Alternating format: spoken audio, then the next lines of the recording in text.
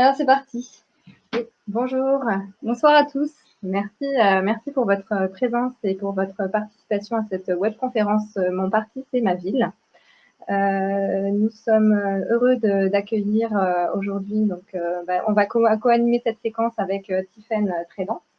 On est donc les animatrices de cette vidéoconférence jusqu'à 21h45 et on accueillera dans la salle aussi Damien Jacquemont, qui est porteur de tête de liste de notre parti Écully naturellement.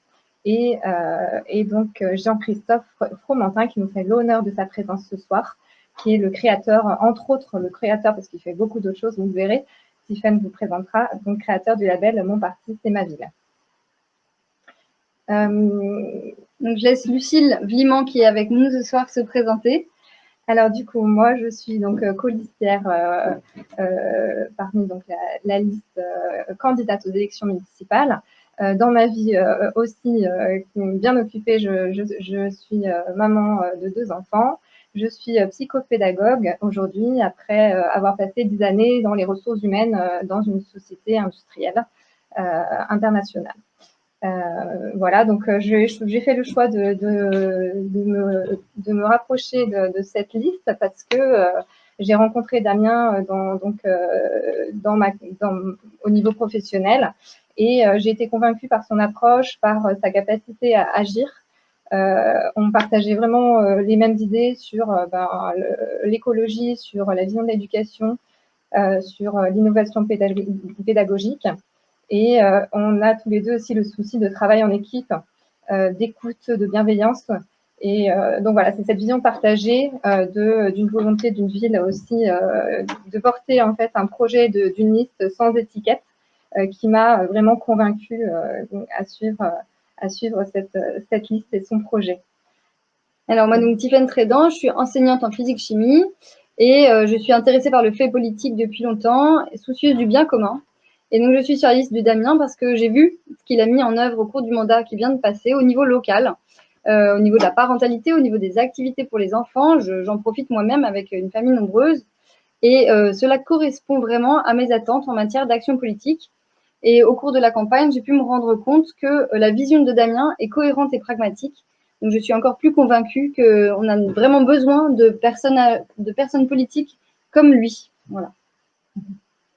Je vais faire un petit tour d'horizon de notre soirée pour démarrer et ensuite on présentera aussi avec Tiffaine Damien Jacquemont et donc Jean-Christophe Fromentin plus en détail avant de leur passer la parole, le micro. Donc pour cette soirée donc un peu particulière puisque nous sommes toujours impactés par le Covid-19. Donc c'est pour ça qu'on a choisi cette modalité de conférence en mode virtuel. Car c'était vraiment un vrai souci de pouvoir, voilà, une vraie volonté de pouvoir proposer une rencontre, puisque c'est aussi ça une campagne électorale, c'est vraiment aller à un temps de rencontre et un temps d'échange avec les citoyens. Donc c'était notre choix et cette formule nous a paru la plus adaptée possible. Il y aura tout au long de la conférence la possibilité pour vous, tout à chacun, de poser ses questions par chat. Voilà, vous pourrez, dès que vous en avez une, n'hésitez pas à la poster. Avec Tiffaine, on les recense, on les classe, et puis ensuite, après le temps de présentation des intervenants, on fera donc ce temps de questionnement. C'est nous qui posons les questions, voilà, qui remonteront vos questions. Pour le déroulé de la soirée, donc on commencera par donner la parole à Jean-Christophe Fromentin, qui nous présentera en fait le label, qui se présentera plus en détail et présentera son label. Vous aurez un petit temps de questions aussi sur cette thématique de 5 à 10 minutes. Ensuite, vers 20h40, on va passer à la partie toujours présentée par Jean-Christophe Fromentin sur l'intérêt de voter pour un maire indépendant et avec un temps de questions aussi après spécifique sur cette problématique. En troisième partie, nous présenterons, Damien prendra aussi le micro pour vous représenter nos 18 points propositions du programme pour notre liste Écully naturellement, avec aussi toujours un temps de questions juste après cette présentation. Et enfin, nous conclurons, Damien fera un petit discours aussi pour clôturer cette conférence. Voilà, il est prévu de terminer aux alentours de 21h45. Voilà, c'est notre engagement. Alors rapidement, moi je présenterai Jean-Christophe Fromentin avant de lui donner la parole, mais donc Lucile va d'abord présenter Damien Jacquemont en quelques phrases. Voilà. Damien Jacquemont, il a 44 ans, père de famille. Il est actuellement le maire adjoint, connu sur Écully parce qu'il est maire adjoint aux familles et au sport.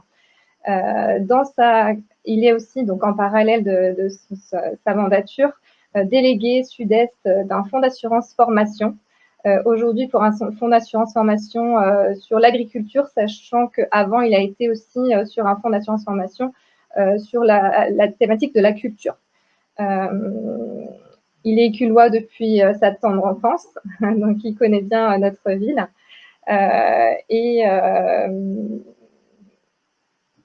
Donc à Gap, dans une ancienne vie aussi, il a été un point important, directeur de la politique de la ville et de l'emploi, salarié de la mairie de Gap. Alors, pourquoi est-ce que Damien suit Jean-Christophe Fromentin? Vous allez le savoir tout au long de la soirée et vous allez découvrir les liens entre ces deux élus locaux. Jean-Christophe Fromentin nous fait l'honneur ce soir d'être présent. Il est tout d'abord entrepreneur. Vous avez donc habité de nombreux endroits avant de vous retrouver en région parisienne et où vous avez été élu maire de Neuilly en 2008, déjà avec 62% des voix à l'époque, et donc issu de la société civile. Ensuite, vous avez été conseiller général des Hauts-de-Seine, député en 2012. Vous avez été réélu à Neuilly en 2014, dès le premier tour avec 67% des voix.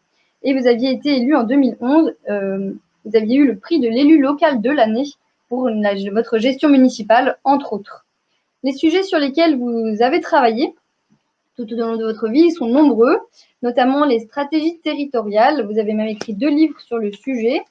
Et vous êtes intervenu dans le débat de 2014 qui avait eu lieu sur la réforme territoriale et les régions. Vous avez proposé aussi de refondre l'organisation de l'État pour une meilleure efficience. Vous êtes intéressé à la loi de finances. Vous avez participé à un brainstorming, on va dire, sur une évolution fiscale. Vous travaillez aussi sur le sujet de la famille et vous êtes engagé à ce sujet.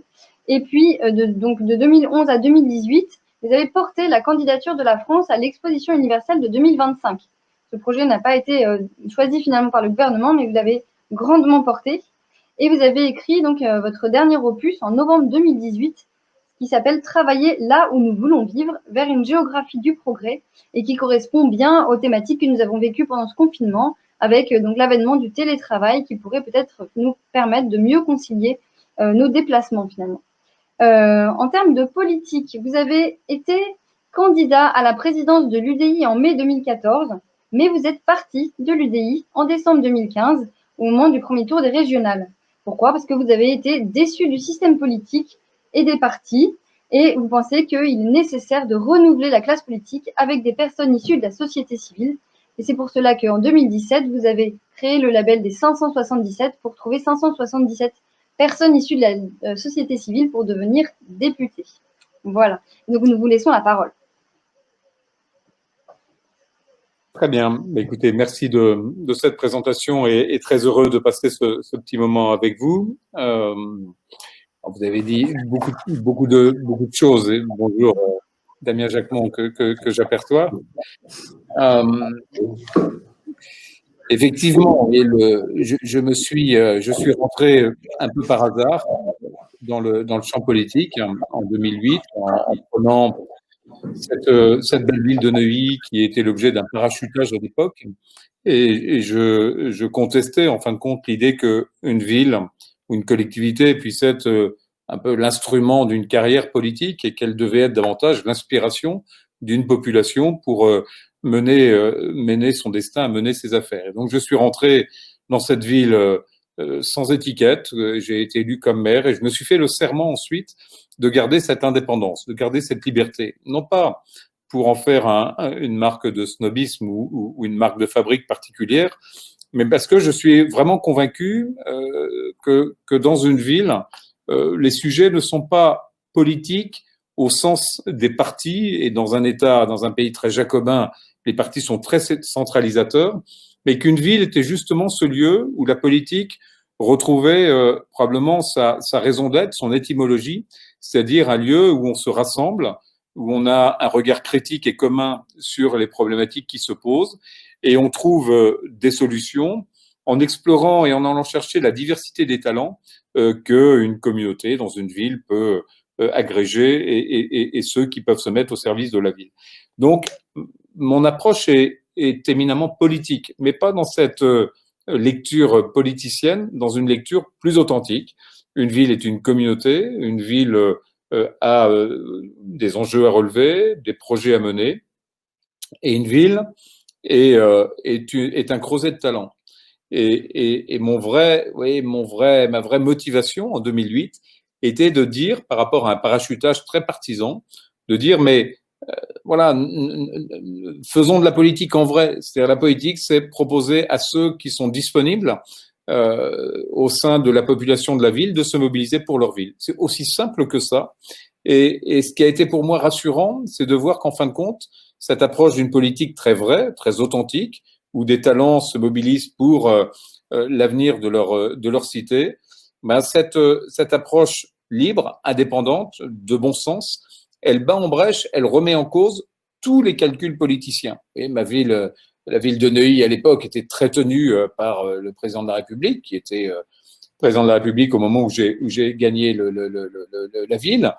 Et pour autant, les moyens du parti, les réseaux, les ressources n'ont pas suffi à garder la ville. Et moi qui arrivais assez solitaire, avec une équipe qui s'est ensuite enrichie au fil du temps, en l'espace de 6 mois, on a pris, avec le score que vous avez rappelé, plus de 60%, la ville de Neuilly. Et j'ai réitéré dans des élections départementales, législatives, bien entendu municipales, j'ai réitéré cet engagement d'indépendance en disant, en fin de compte, mon approche, c'est de réunir, fédérer des talents autour d'un projet politique et de ne pas rentrer dans cette espèce de construction artificielle, dans des partis qui n'inspirent plus confiance. Vous savez, dans le classement de en qui les gens ont confiance, les partis politiques sont les derniers dans la liste, c'est 7, 8, 9% de confiance pour les partis politiques.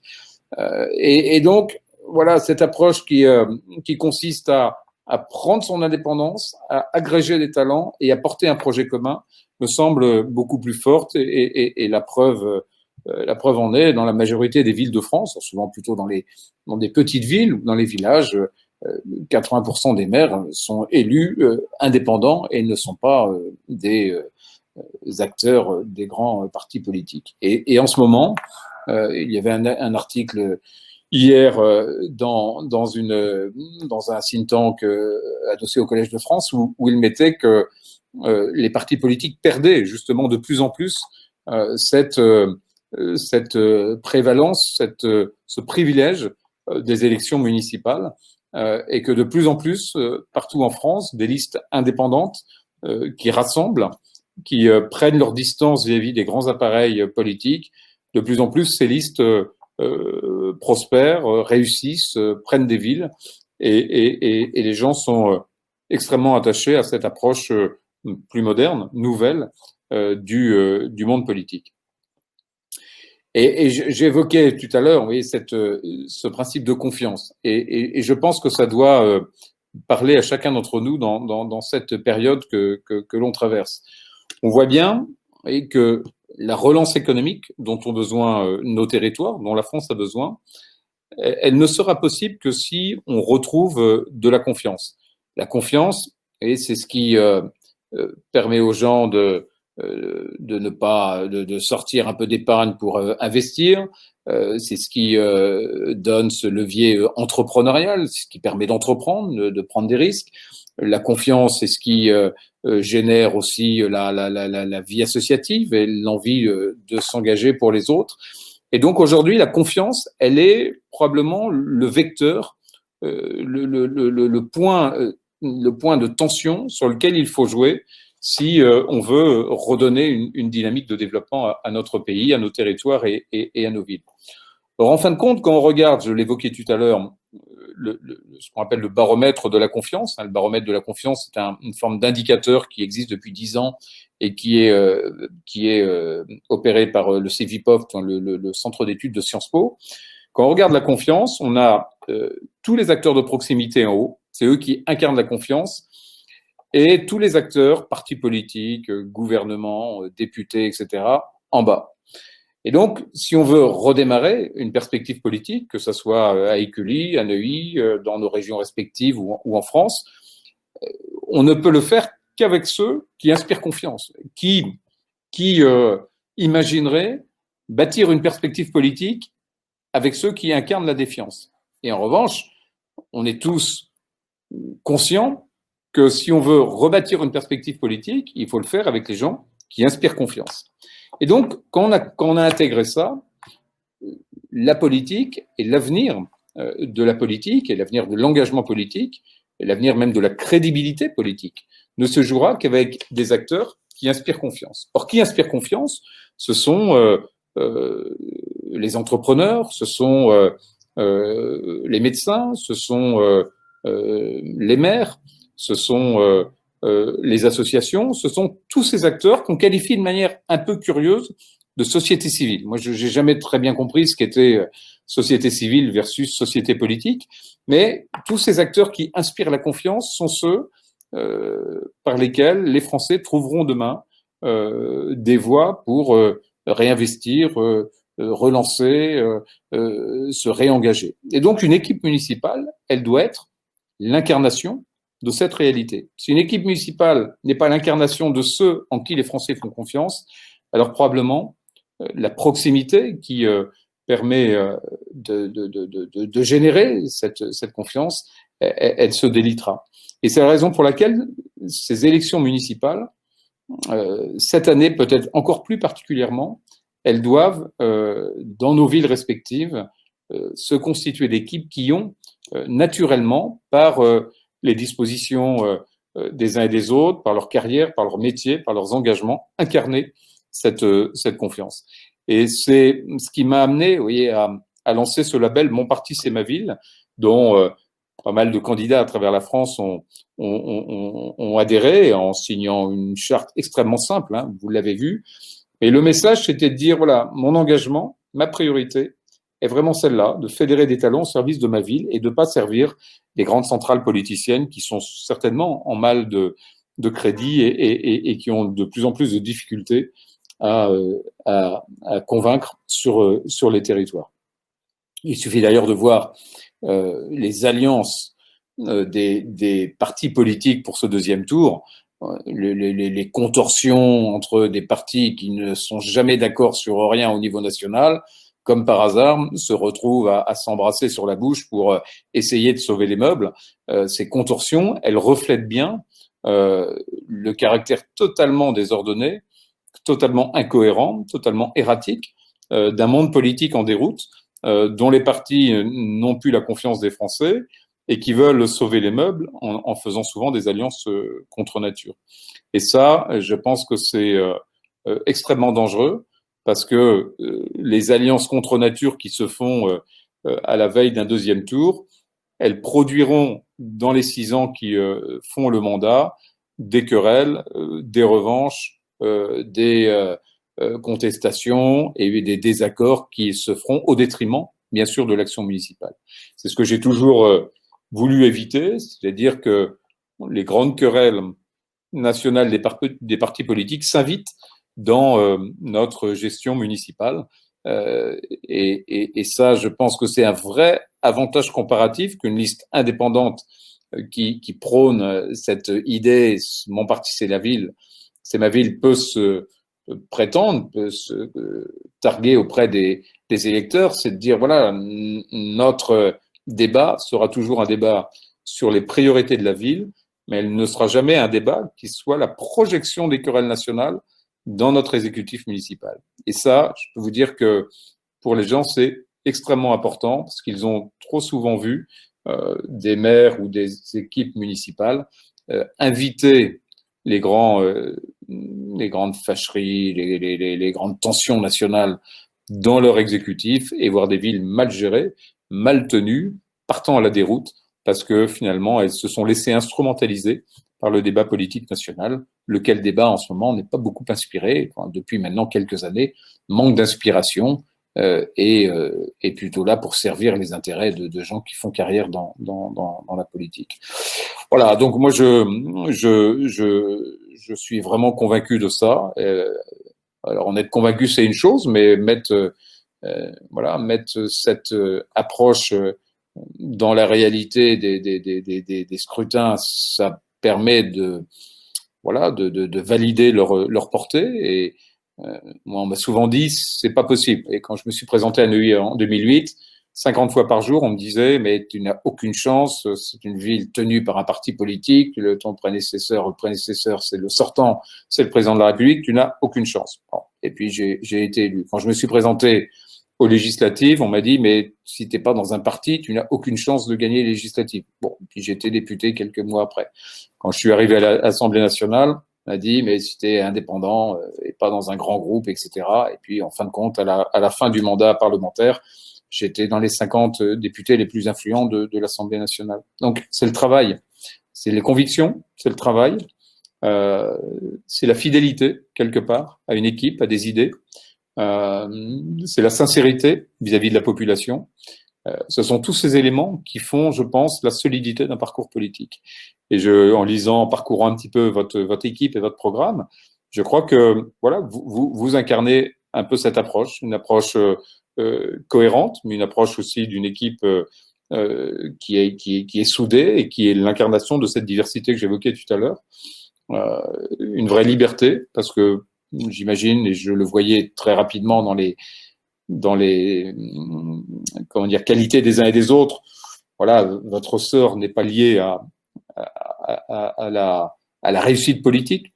Je pense que c'est un élément fort pour nous tous. C'est-à-dire quand notre réussite personnelle est déliée du sujet politique, ça nous donne une liberté, une sincérité que les gens ressentent et qui est extrêmement efficace dans notre capacité à convaincre que nos projets sont pertinents. Et c'est ce qui fait la solidité d'un projet politique. Merci beaucoup pour cette première approche et présentation de votre démarche, de ce label. Si je peux poser une première question, c'est comment concrètement en fait cette démarche se met en œuvre au quotidien, si on peut prendre votre exemple dans votre ville, et puis quelles sont les obligations donc aussi liées à cette charte. Et quelles sont les obligations liées à cette charte? C'est un petit peu les éléments que j'évoquais. Hein. Il y a une fidélité aux enjeux de la ville. Ce que les gens ne comprennent pas, c'est quand finalement les enjeux nationaux ou vos enjeux de carrière prennent le pas sur les priorités pour la ville. Donc mon parti, c'est ma ville, c'est dire mon engagement, il n'aura de cesse de considérer d'abord les intérêts de la ville et de ne pas être l'instrument ni d'une carrière, ce qui n'empêche pas d'en avoir une, mais en tous les cas, c'est pas l'angle sur lequel je m'engage pour la ville. Et puis, je ne serai pas l'instrument d'un parti. Et quand vous êtes élu, quand vous êtes grand électeur, vous avez un poids sur les sénatoriales. Et beaucoup de partitions dans les conseils municipaux sont faits pour optimiser l'équation sénatoriale. Rien que ça, vous voyez, c'est une manière de détourner la sincérité d'un engagement politique. Ensuite, la mise en application de tout ça, c'est faire le projet sur la base duquel on a été élu, tout simplement, et faire passer le message pendant la période électorale. Malheureusement, c'est pas toujours facile, et il faut l'expliquer aux gens. C'est pas facile parce que vous n'êtes pas seul à la manœuvre. On est les uns les autres dans des intercommunalités. Vous êtes dans la métropole de Lyon, moi je suis dans la métropole du Grand Paris. On est nous-mêmes membres en région parisienne de 2 intercommunalités, une qu'on appelle un établissement public territorial et l'autre qu'on appelle la métropole du Grand Paris, qui est un EPCI traditionnel. Et les transferts de compétences et la complexité de notre système institutionnel, particulièrement complexe en France, fait que une chose est de s'engager sur des projets, une autre chose est de tirer comment dire, le meilleur de ces structures complexes intercommunales. Donc, c'est aussi quelque chose qu'il faut expliquer dans le débat. Et moi, je suis, vous voyez, toujours très surpris quand des hommes politiques font des promesses, mais avec une certitude qui en devient suspect. Mais on ne peut pas tout, et il faut le dire aux gens. Il faut dire, on fera le meilleur de ce qu'on peut, mais on a aussi, il y a des vents contraires, il y a des intercommunalités, il y a des débats, il y a l'air du temps qui peut changer un certain nombre de priorités, et il faut avoir cette sincérité, encore une fois, cette vérité auprès des gens, de leur dire, et c'est là où les valeurs sont importantes, c'est qu'au-delà du programme, avant le programme, il y a des valeurs. Et les valeurs, elles permettent aux électeurs d'être sereins sur le fait que les aléas peuvent remettre en cause un certain nombre d'engagements municipaux, mais les valeurs sont quand même la toile de fond, le fil rouge qui va rassurer, le cas échéant, la population sur la sincérité de votre engagement. C'est aussi un engagement pour nous, localement, d'avoir effectivement un discours de vérité.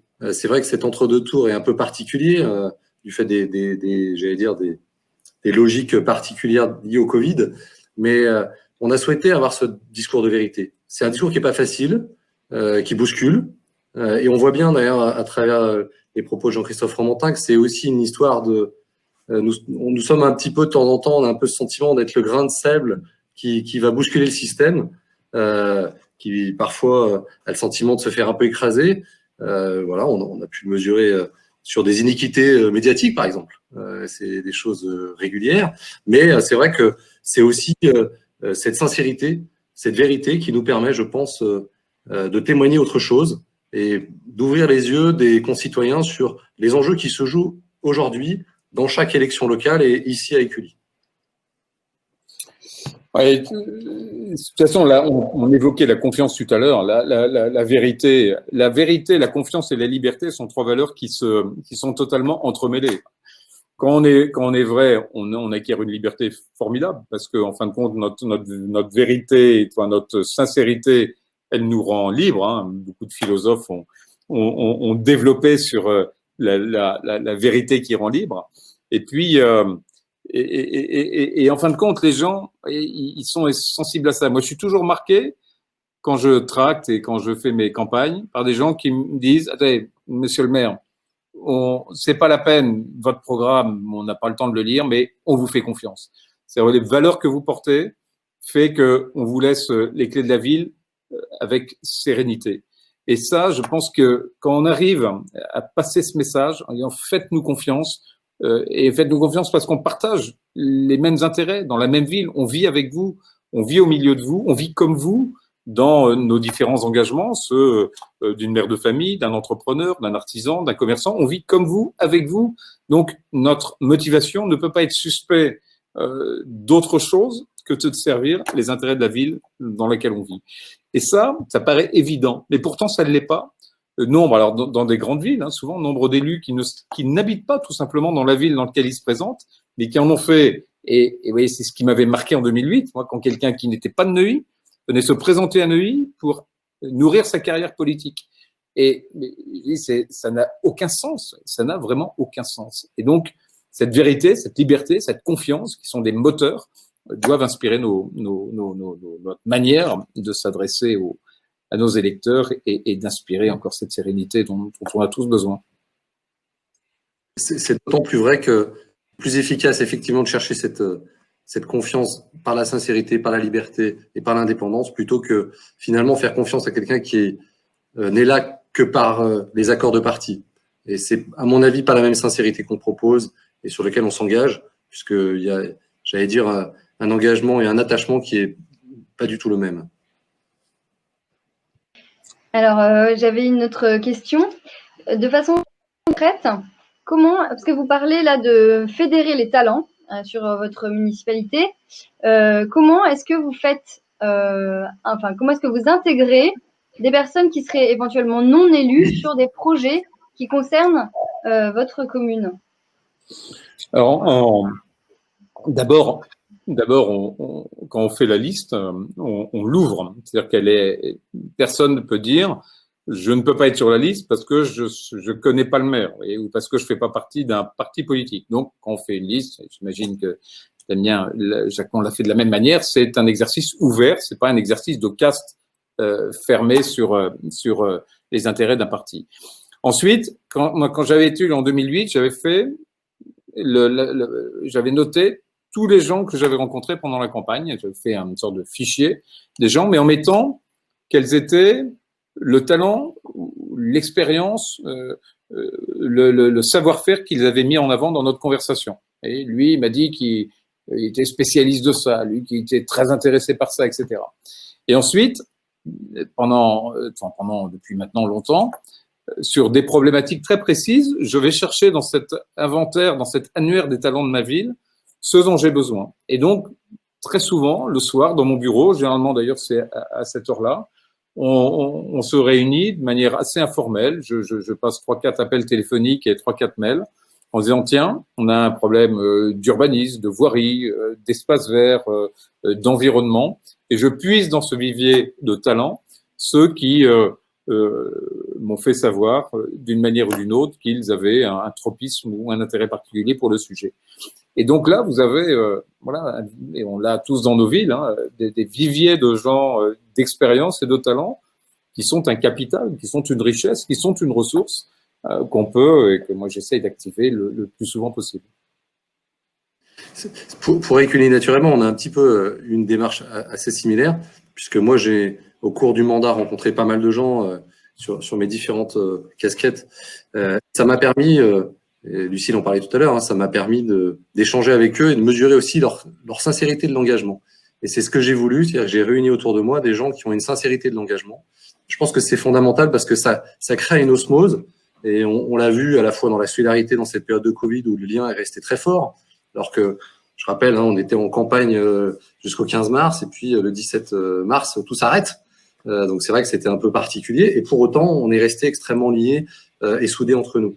C'est aussi dans des périodes d'échange et de débat sur le positionnement un petit peu que l'on peut avoir par rapport notamment à d'autres listes. Il y a eu un dialogue et une ouverture, un dialogue, un respect et un échange libre qui, je pense, sont extrêmement féconds.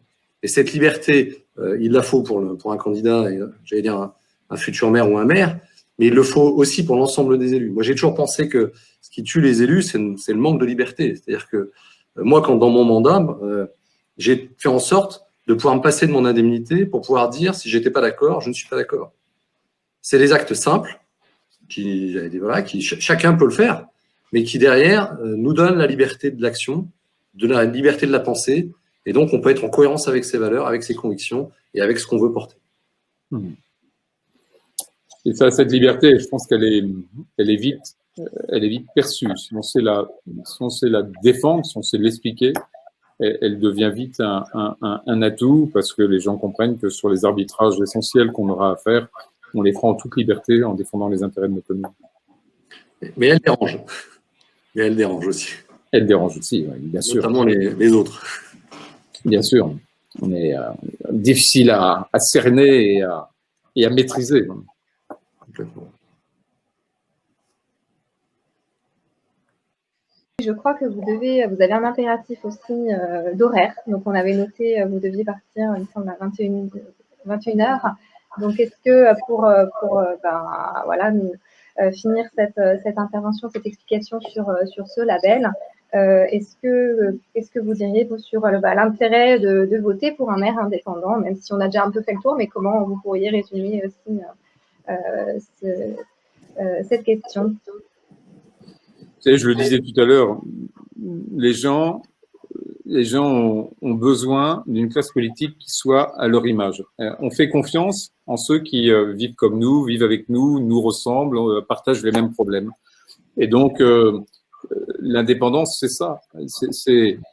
Alors, on pourrait le contester dans des périodes où il y a des grands mouvements d'idées. Et on a connu des grands débats d'idées en France, comme tous les pays du monde. Et dans ces moments où il y a eu des grands mouvements d'idées, des grands idéaux politiques qui ont été portés, effectivement, à ce moment-là, il y avait peut-être un sens à ce qu'un maire se prévale de ce mouvement d'idées en disant « je vais gérer ma ville » dans l'épure un peu de ce grand courant d'idées qui traverse la société. Aujourd'hui, on est plutôt dans un moment où les mouvements d'idées se cherchent. Et les Français le sentent bien, puisqu'il n'y a pas dans le discours politique national des grands idéaux qui sont portés. Alors bien sûr, on a une préoccupation écologique et tout, mais ça ne s'incarne pas pour autant dans un grand projet de société équilibré, cohérent, avec des composantes économiques, sociales, etc. Du coup, les gens sont revenus à un pragmatisme. On se rassure là où on vit. On est bien là où on vit. Et beaucoup, encore une fois, d'analystes ont travaillé sur cette idée de dire les gens ont besoin de se réapproprier là où ils vivent, de retrouver confiance, c'est ce qu'on appelle aussi la subsidiarité dans la vision politique, et de reconstruire à partir de là où on vit. Et moi, je crois beaucoup que cette séquence municipale, et c'est ce qui m'avait motivé dans la création de ce label, et la crise vient renforcer encore ce besoin de sentiment d'appartenance. On est dans un moment où être bien là où on vit, se rassurer là où on vit, être plus proche de ses voisins, être en confiance avec son maire,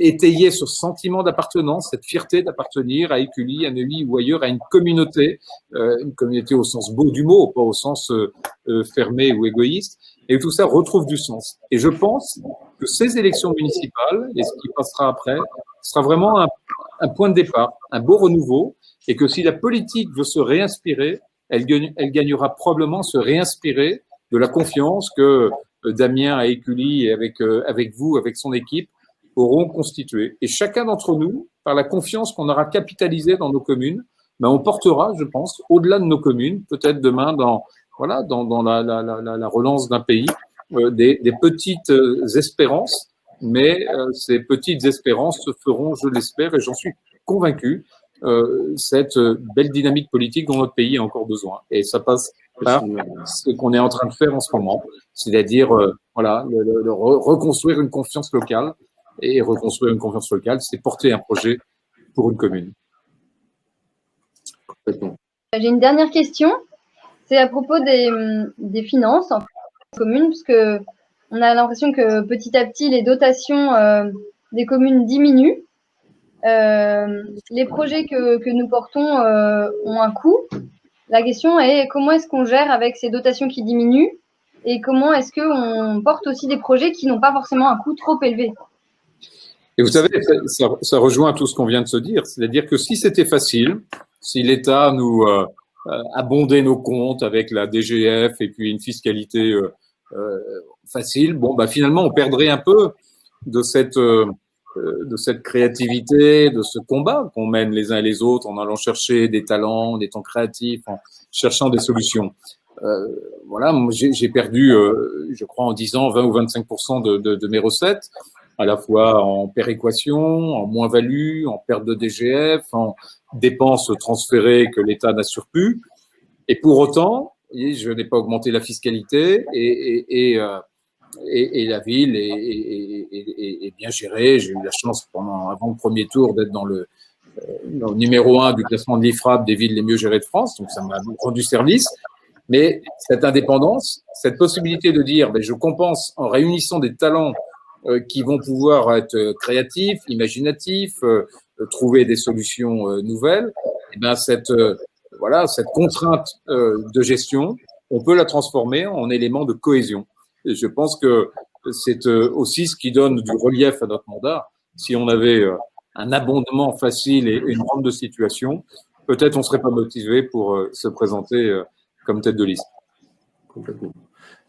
Et on peut le mesurer aussi dans justement l'efficacité de la réflexion que l'on a en amont des services. C'est-à-dire que la proximité, la connaissance, vous en parliez tout à l'heure, des besoins, font que c'est aussi un élément de réussite. Moi, dans des accueils de loisirs, on a des taux de remplissage à 94%. On voit qu'on est vraiment adapté, qu'on est en vraie réponse aux besoins des familles. On a moins de difficultés budgétaires. C'est-à-dire qu'on peut équilibrer nos comptes, on n'est pas mis en défaut. Et ça nous permet de continuer à renforcer l'efficacité de ce service. La deuxième chose qui me vient en tête en vous écoutant, c'est aussi les ressources qu'on a été capable, la résilience qu'on a pu avoir dans le cadre de cette campagne en équipe. C'est vrai que l'équipe est diverse.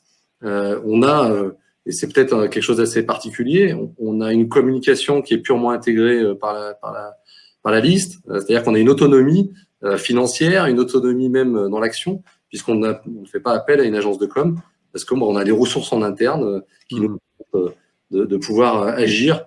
Voilà, on a une infographiste, aujourd'hui un DSI qui me permet de suivre le suivi technique de cette webconférence. Et ce sont en allant chercher les ressources, et même on le voit au sein de l'équipe, et au sein des cercles de proximité ou des gens qui sont en soutien, qu'on arrive effectivement à porter un projet sans soutien, sans, tout le staff que le parti peut offrir.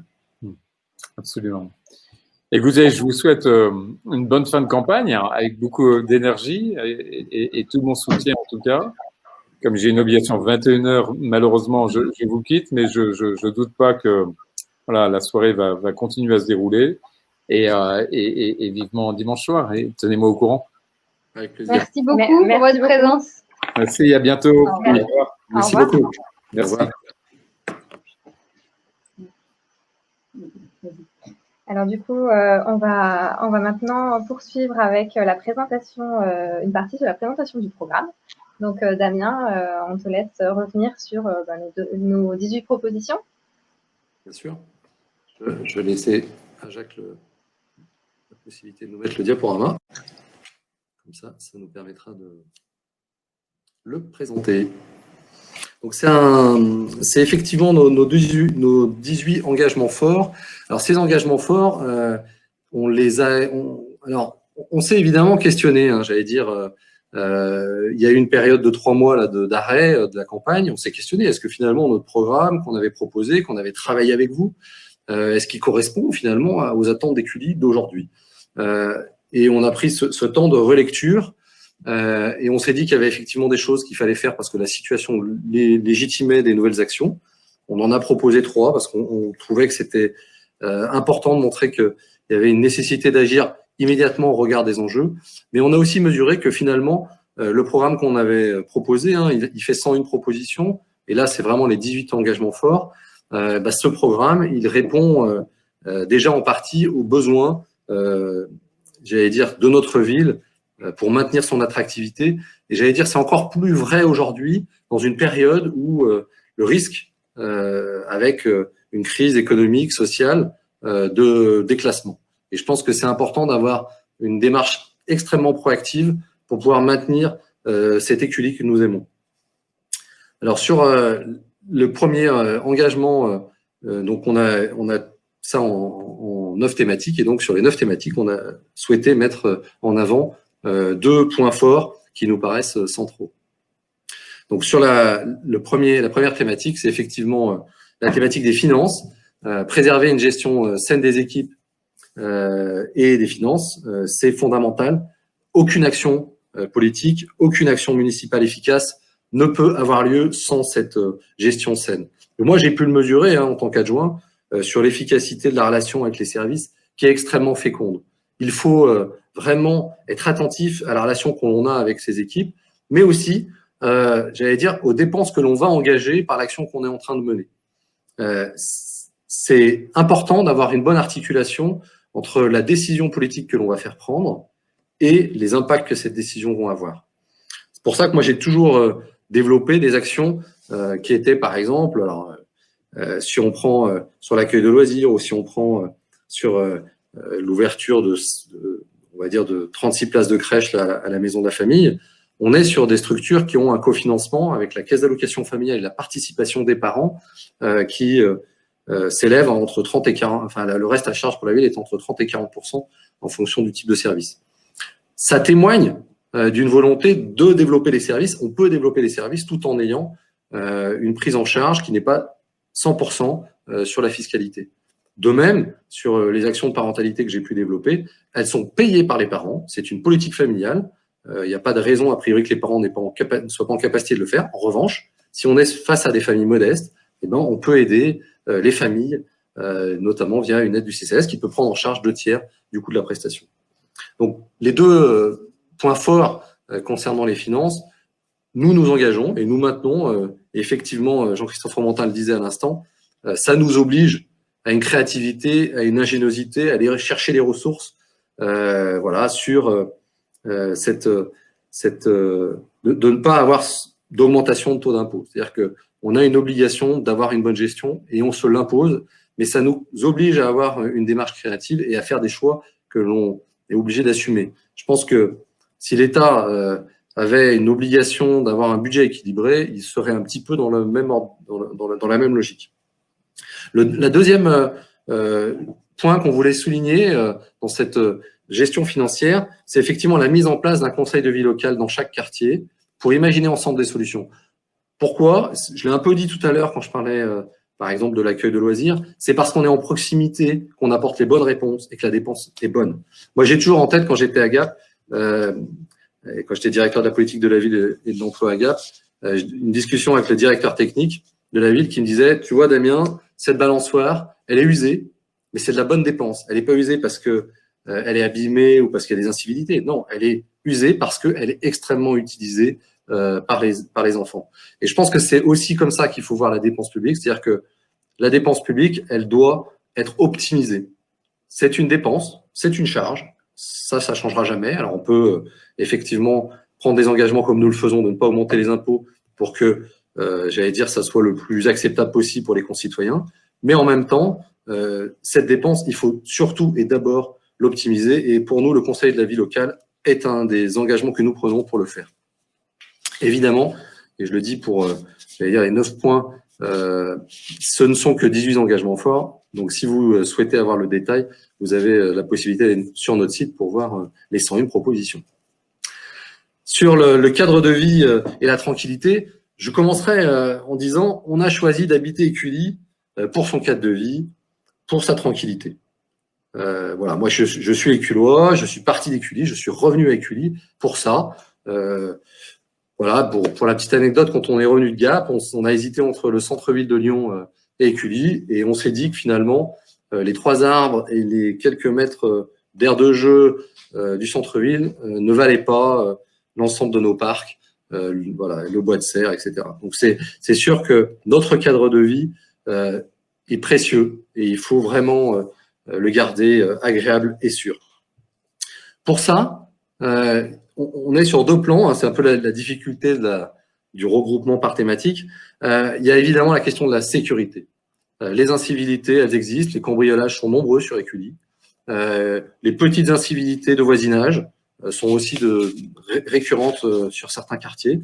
Et donc, pour traiter durablement cette démarche, il faut se doter des outils que la loi nous permet d'avoir. Le Conseil local de sécurité et de prévention de la délinquance, c'est une instance où nous pouvons parler avec les services de l'État, dont évidemment les forces de police, mais pas que. Ça peut aussi être avec d'autres services de l'État sur certaines questions. Je pense sur des questions d'aménagement. Bon, l'autoroute a été déclassée, mais fondamentalement, on aurait pu travailler avec les services de l'équipement sur l'autoroute s'il y avait une dangerosité particulière, par exemple.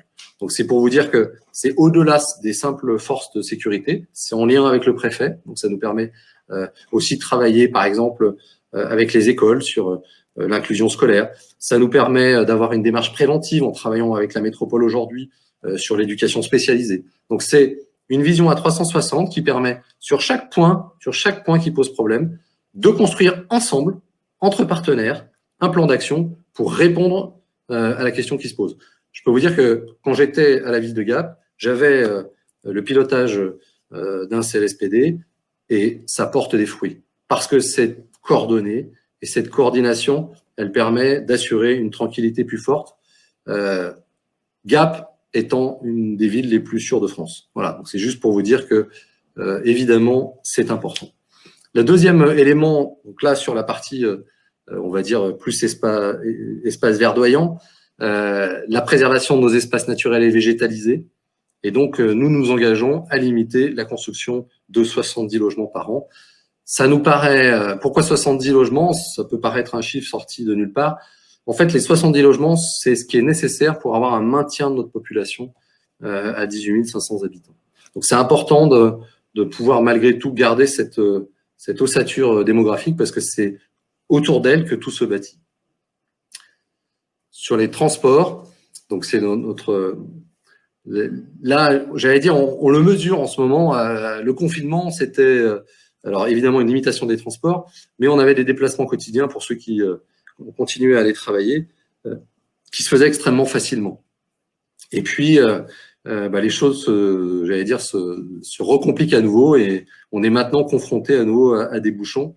Et donc, il devient indispensable quand on regarde cette incapacité que nous avons à nous déplacer dans des délais corrects, quand on voit les conséquences sur notre cadre de vie éculois, notamment de l'engorgement de l'ancienne autoroute, on doit impérativement instaurer une mobilité facilitée et douce. Pour ça, on a énormément de propositions. Là, j'en ai repris que 2, mais parce qu'elles sont pour nous extrêmement importantes. La création et l'augmentation des axes cyclables sécurisés et connectés. Je suis allé en préfecture déposer notre liste en vélo. J'ai mis 20 minutes. C'est un transport extrêmement efficace pour se déplacer même à Lyon. Et je pense que c'est vraiment important de renforcer parce que c'est un transport extrêmement compétitif. Et parce qu'il est compétitif, les gens utiliseront ce transport. Et en utilisant ce transport, ils participeront, j'allais dire, à l'amélioration de la qualité de l'air, de la qualité de la circulation. La deuxième proposition, qui est, je pense, beaucoup plus novatrice, c'est l'expérimentation des hubs TCL pour sortir de la seule organisation d'étoiles.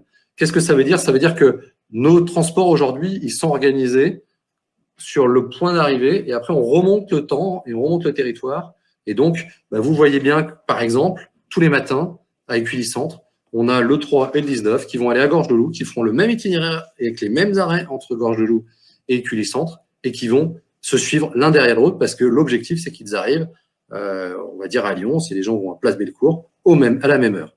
Donc, vu que la fin de la portion de trajet entre Bellecour et Écully-Centre est la même, ils sont l'un derrière l'autre. Donc, si on veut sortir de ce gâchis, parce que c'est un gâchis d'argent public, c'est aussi un gâchis de moyens, alors qu'on a besoin de développer nos transports si on souhaite avoir une mobilité qui se renforce, on se dit qu'il faut l'organiser différemment.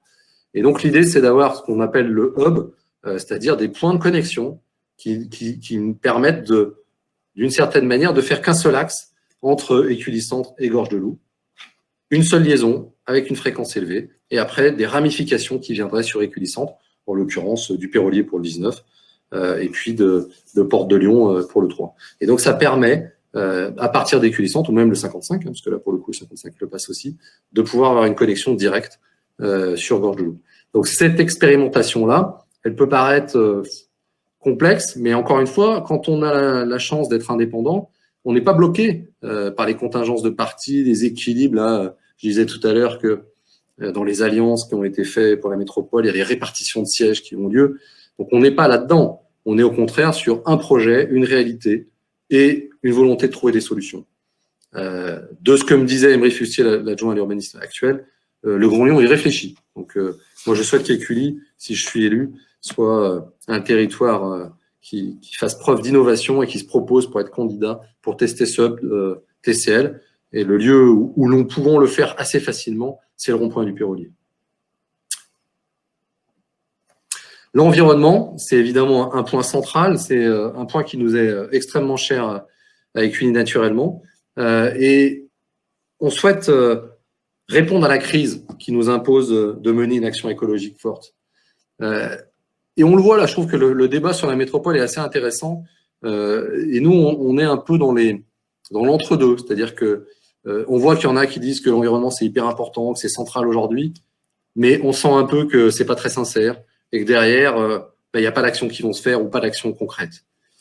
Et puis de l'autre côté, on a ceux qui sont peut-être plus fortement prêts à tout bloquer, prêts à nous juger pour une protection de l'environnement. Nous, encore une fois, on pense qu'on ne peut pas faire l'économie d'une démarche environnementale, mais pour le faire, on pense qu'il faut le faire avec les gens. Avec les gens, en étant soi-même déjà une collectivité exemplaire. Comment peut-on répondre à cet enjeu si on n'est pas nous-mêmes exemplaires? Comment est-ce que l'on peut, et donc pour ce faire, nous proposons une clause environnementale qui soit intégrée dans l'ensemble des marchés publics. C'est pas normal que quand on achète quelque chose aujourd'hui en mairie à Écully, on n'intègre pas l'enjeu environnemental. L'enjeu environnemental, il va permettre aussi quelque part de privilégier les produits qui sont fabriqués en proximité. Il va évidemment privilégier les produits qui utilisent des matières qui sont facilement recyclables. Il va évidemment privilégier des produits qui évitent des multitransformations extrêmement chères. Le deuxième axe où nous devons, en tant que collectivité, d'être exemplaires, c'est l'alimentation de nos enfants. Et nous nous engageons à avoir un approvisionnement donc de 100% local ou bio ou raisonné pour la restauration collective à la fin du mandat. On est aujourd'hui à 65% de local bio ou raisonné. Enfin, de local ou bio d'ailleurs, pas encore raisonné. Donc c'est aussi important, je pense, de vraiment avancer dans cette démarche. Vous avez sous les yeux la troisième proposition, qui est une proposition qu'on a rajoutée au regard de l'effet de la crise du Covid. Nous pensons qu'il faut aller plus loin et on a été à l'initiative d'une démarche qui s'appelle les bons plans d'Écully. Et cette démarche a montré l'importance d'aller un peu plus loin dans nos capacités d'achat local. Et donc, on souhaite s'engager dans la mise en œuvre d'une plateforme d'achat local et notamment en s'engageant, parce que c'est évidemment lié, dans le plan alimentaire territorial du Grand Lyon, qui privilégie des circuits courts. Et donc, ça nous permettra de à la fois acheter local pour nous, collectivités, mais aussi permettre aux entreprises, aux particuliers, de bénéficier de cette plateforme pour leurs propres services et donc d'une certaine façon de garantir et d'offrir des produits qui sont beaucoup plus vertueux. On voit bien que l'achat de produits qui sont faits de l'autre côté de la planète touche sa limite, à la fois en termes de sécurité, je crois que l'exemple des masques est sans appel, mais aussi, même en termes écologiques, quel est le sens finalement de cette empreinte de cette empreinte carbone qui n'est pas nécessaire. Voilà, moi je pense qu'il faut qu'il y ait une production qui soit en proximité des besoins. Bien vivre ensemble, évidemment, c'est un élément central. C'est-à-dire que on peut pas être bien dans une collective, bien dans une ville, si l'on vit mal ensemble. Le bien vivre ensemble, c'est ce qui fait qu'on est heureux de vivre. Évidemment qu'il y a il y a le cadre de vie au sens les beaux parcs, les arbres, etc. Mais il y a un élément qui est central, c'est le bien vivre ensemble. Moi, j'y suis très sensible. Hein. Quand je m'occupais de la politique de la ville, c'est le point le plus difficile. C'est ce qui pose problème. Et il faut apprendre à vivre ensemble. Et pour ça, c'est important d'avoir un service qui soit en proximité des enfants, des familles et des seniors. Parce que si une partie de la population se sent reléguée, si une partie de la population a l'impression qu'elle ne fait pas société, et Jean-Christophe Romantin le disait tout à l'heure, il faut faire corps, il faut être en proximité, il faut qu'il y ait ce lien de confiance, cet intérêt mutuel. Et pour le faire, eh ben, nous nous engageons à être vraiment attentifs au bien-être des familles, des enfants et des seniors. Pour ça, on a posé 2 actions concrètes qui pour nous sont symboliques, mais encore une fois, il y en a plein d'autres. C'est la rénovation de 2 groupes scolaires. Nous, on assume le fait que l'on dise que l'on rénovera d'abord les écoles, et dans ce mandat, les 2 écoles qu'on souhaite rénover sont le Perrollier et le Cerisier. Pourquoi? Parce que c'est les écoles d'abord qui en ont le plus besoin. C'est aussi des écoles qui sont considérées comme en périphérie d'Écully et qui, pour nous, témoignent de la volonté que nous avons à ce que chaque quartier d'Écully participe à ce bien vivre ensemble. La deuxième proposition qu'on fait, c'est le transport adapté à la demande pour les seniors et les personnes handicapées. C'est un service qui fonctionne à Dardy, par exemple, mais qui mérite d'être développé parce que derrière, c'est aussi la participation à ce bien vivre ensemble. On voit bien, et je crois que malheureusement, le Covid, avec la fermeture d'un certain nombre d'EHPAD, l'a montré, on vit par la rencontre, on vit par l'échange. Et d'une certaine façon, et c'est ce que j'ai échangé avec les élus de Dardy sur ce sujet, et ils me disaient, ce qui est le plus magique, c'est que finalement, les gens revivent grâce à ça. Et donc, nous, on souhaite vraiment le bien-être de chacun, et ça passe par des enfants qui réussissent à l'école parce que les écoles sont de qualité, et ça passe aussi par des transports à la demande pour les personnes âgées. Évidemment, vous aurez compris, il y a plein d'autres points dans notre programme, mais ces 2-là nous paraissaient symboliques à montrer.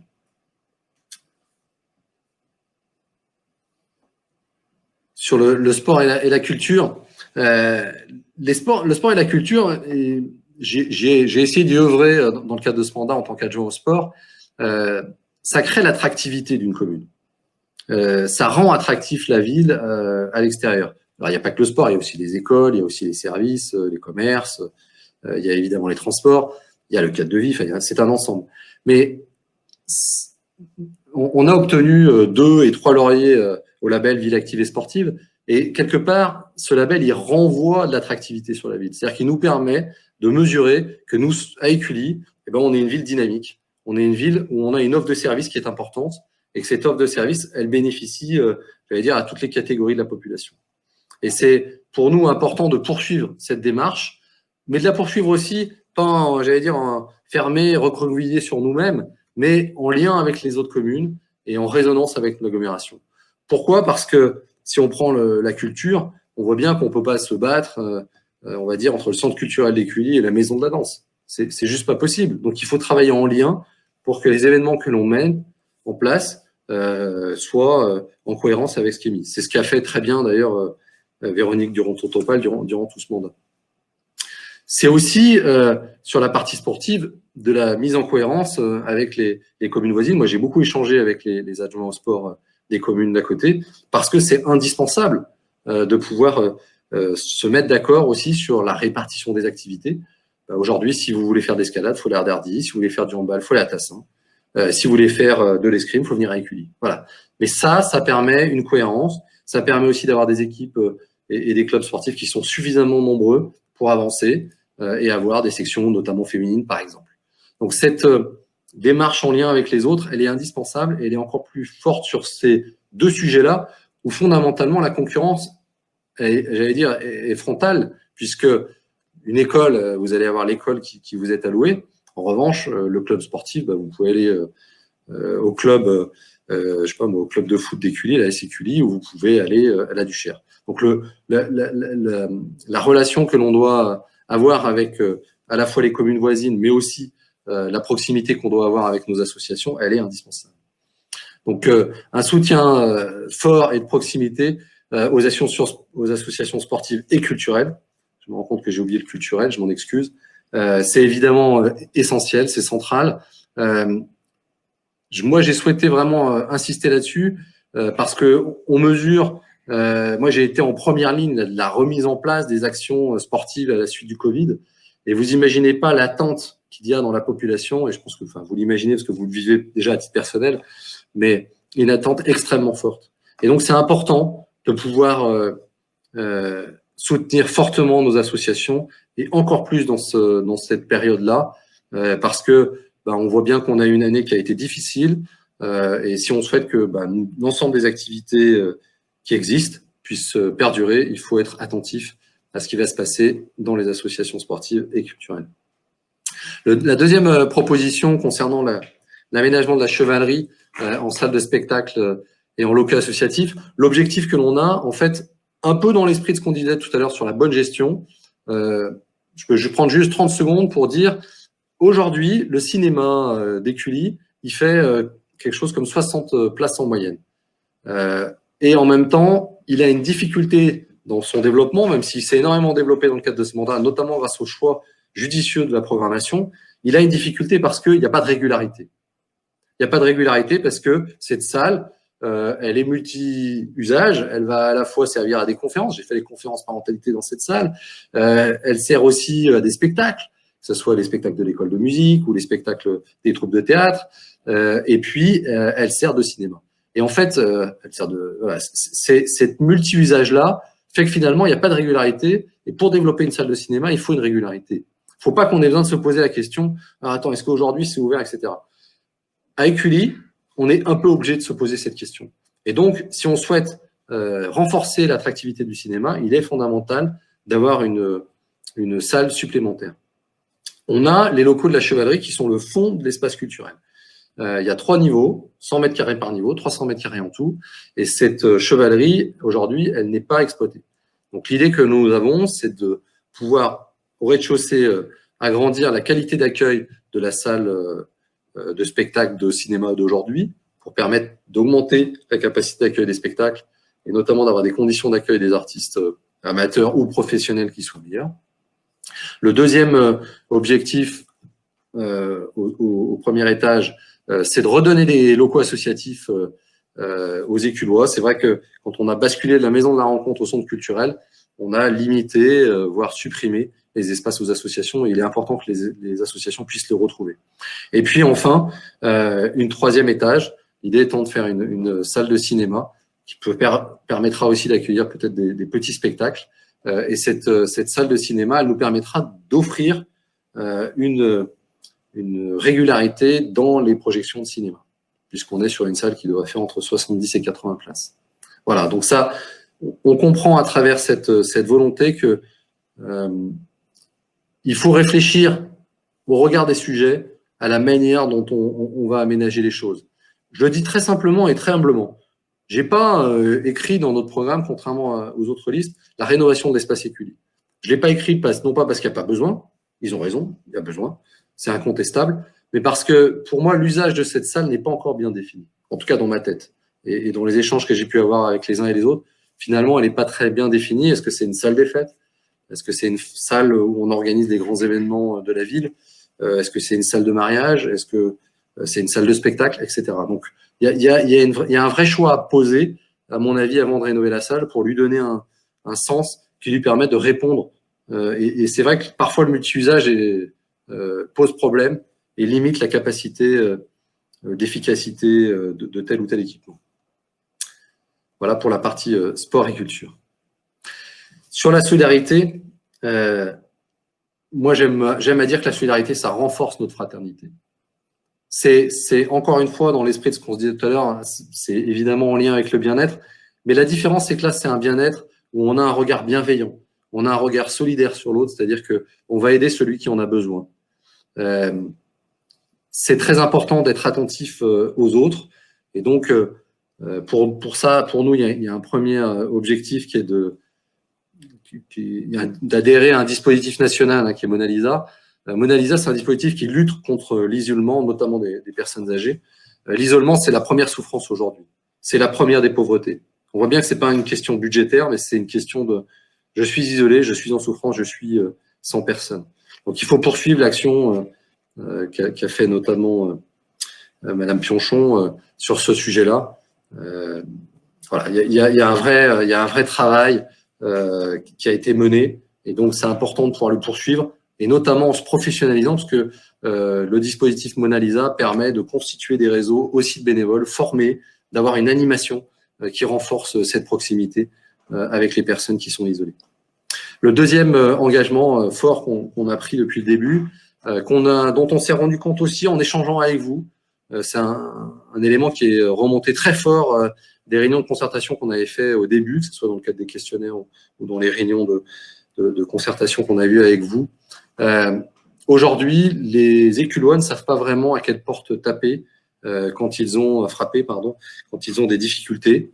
Quel que soit, j'allais dire, le sujet, j'ai en tête des échanges avec une personne dont les voisins, la femme qui s'occupait de son mari avait besoin d'être hospitalisée. Comment est-ce qu'on organise les choses en tant que voisin bienveillant sur la situation de ce couple dont les enfants étaient loin et ne pouvaient pas assurer une présence? Comment est-ce que on peut justement trouver des solutions à des personnes qui sont en recherche de logement en urgence?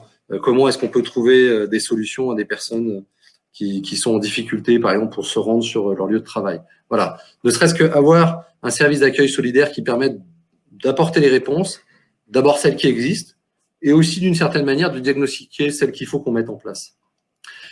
Et puis, donc, la troisième proposition, comme vous l'avez compris maintenant, qui est une proposition au regard des effets de la crise, on anticipe les effets de la crise, et nous, en tant que collectivité, nous devons être solidaires avec les éculois.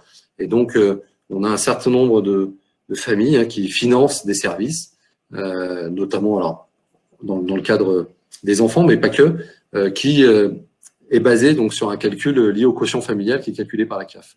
Ce quotient familial, il est calculé une fois par an, et donc on a toujours une année de décalage entre finalement le tarif qui nous est appliqué et la réalité de la situation dans laquelle nous sommes.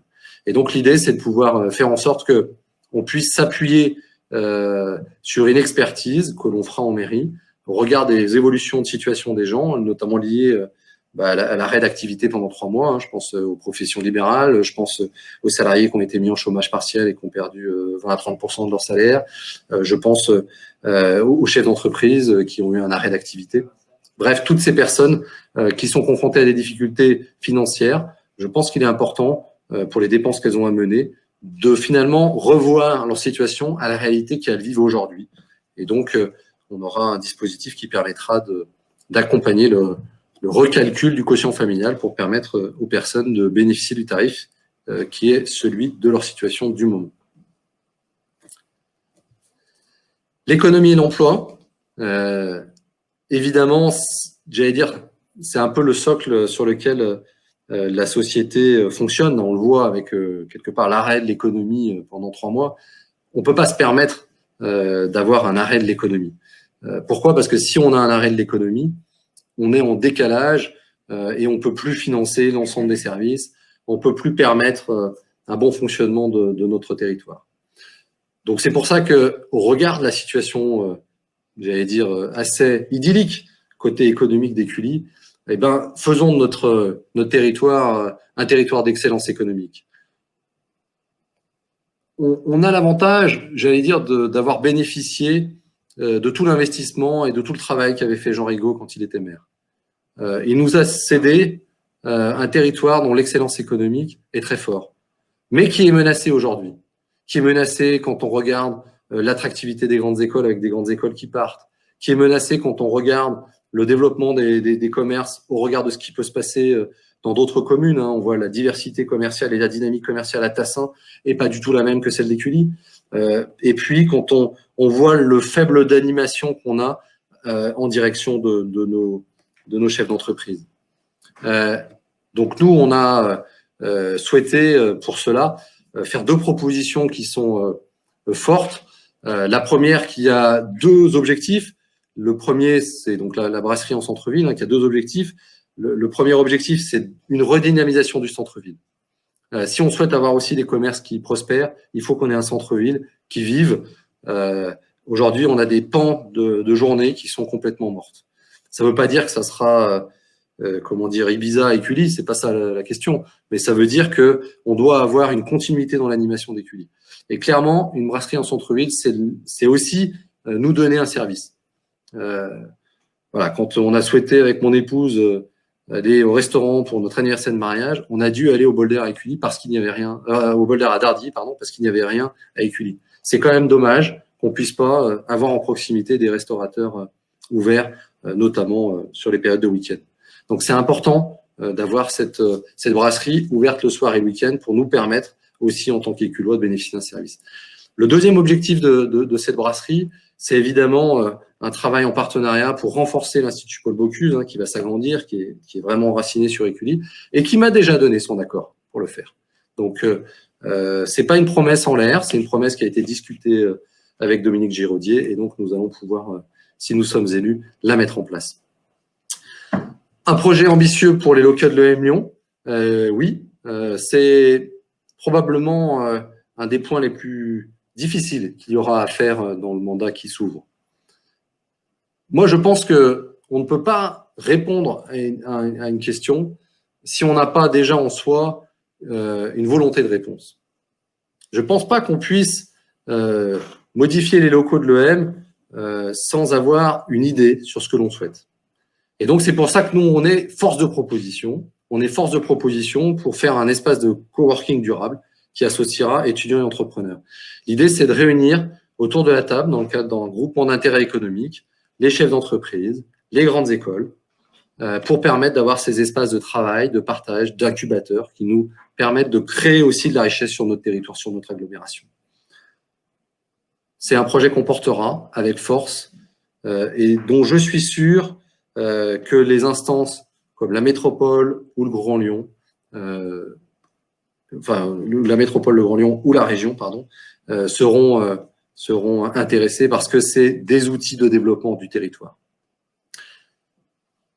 La troisième, vous l'avez compris, qu'on a remis au regard de l'effet du Covid, c'est l'aide aux chefs d'entreprise aujourd'hui qui peuvent avoir la possibilité de bénéficier d'un certain nombre d'aides, que ce soit par l'État, que ce soit par la métropole, que ce soit par la région, peut-être même des aides que nous, collectivités, on pourrait avoir, notamment sur des choses, j'allais dire, des aides en nature qui pourraient être nécessaires. Et donc, pour ce faire, il faut avoir un lieu qui soit un guichet unique pour accompagner nos entrepreneurs, nos commerçants locaux. On ne peut pas les laisser tout seuls face à cette crise. Voilà, on a essayé, nous, de les soutenir à travers les bons plans d'Écully, mais on sait que c'est difficile. On sait qu'ils ont vécu 3 mois d'arrêt d'activité et donc il faut les aider à relancer les choses. Ça peut aussi être, quand je parlais de la collectivité, des animations nouvelles que l'on met en place pour renforcer le lien entre les Écullois et les commerçants, par exemple.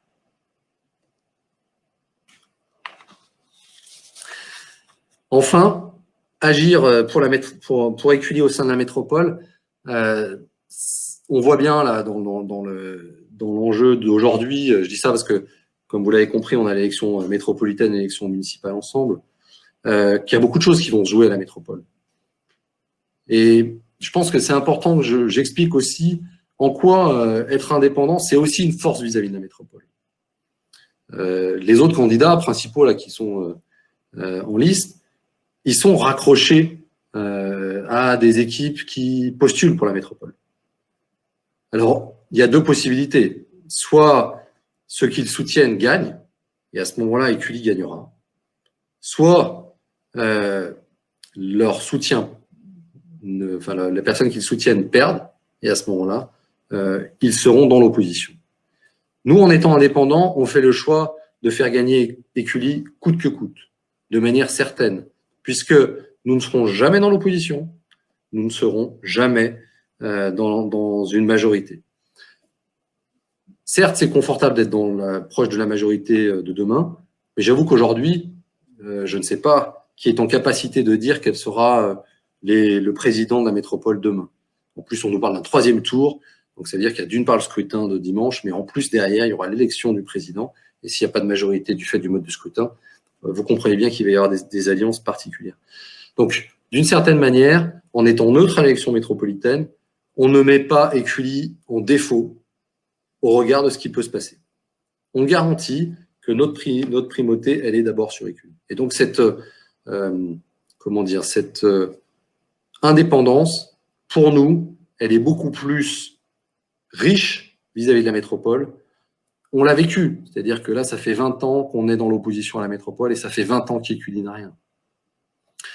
Il faut conserver notre indépendance pour être libre de soutenir les projets métropolitains qui nous intéressent et pas une liste métropolitaine. Il faut participer activement, être force de proposition, aller dans les réunions, être dans les instances métropolitaines, connaître les personnes, comme j'ai pu le faire, avec notamment, je me suis beaucoup investi sur la partie sportive, c'était traité au niveau métropolitain, mais aussi un petit peu sur la partie jeunesse petite enfance, mais moins, parce qu'il y avait moins d'actions. C'est une compétence qui est plus municipale. Mais sur la partie sportive, on a notamment beaucoup poussé pour nos clubs et les clubs qui ont une envergure métropolitaine comme l'est en partie l'Arcole. Voilà, donc c'est important de pouvoir, avoir une relation sereine, constructive et de projet avec la métropole. Et ce à quoi on s'engage devant vous.